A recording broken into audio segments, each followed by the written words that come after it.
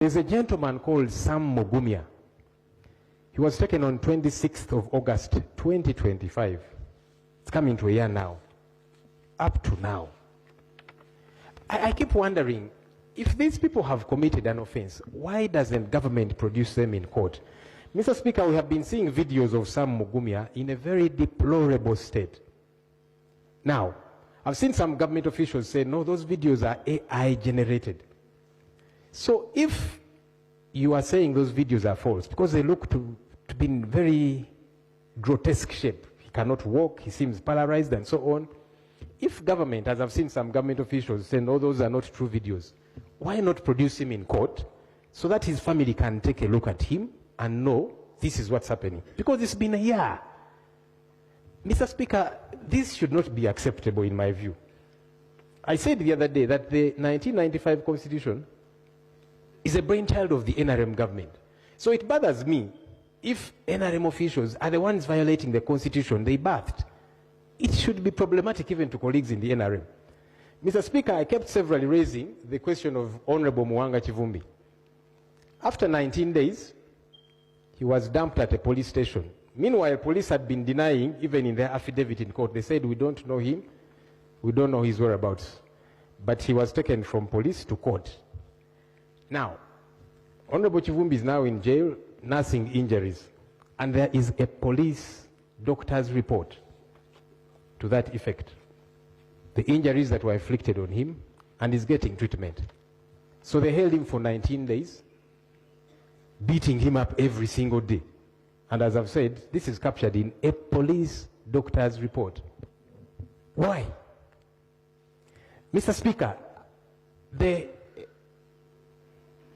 chief, in fact, the commander-in-chief of the armed forces released a statement a short while ago. And he was castigating torture. And it's not the first time that he has done so, Mr. Speaker. Condemning how torture is bad. Saying you cannot use the evidence you've extracted out of torture in court because you can't adduce it. That person told you what they think you want to hear. What baffles me is that this is the commander-in-chief of the armed forces. If he's bothered, why is he not taking action against his juniors who are in government doing these things? We want government to help us understand. Is it too much to ask when we say, if somebody has committed an offense or is suspected to have committed an offense, produce them in court, not to take them somewhere, beat them up, after several days, take them to court? Is it too much to ask? And by the way, this is not something that affects only we in the opposition, everybody. The other day we were talking about a colleague. I'm glad after a while she was released, the Honorable Margaret Etilu from Amuria. That's NRM, but she had been disappeared for a while. And several other examples that we can give.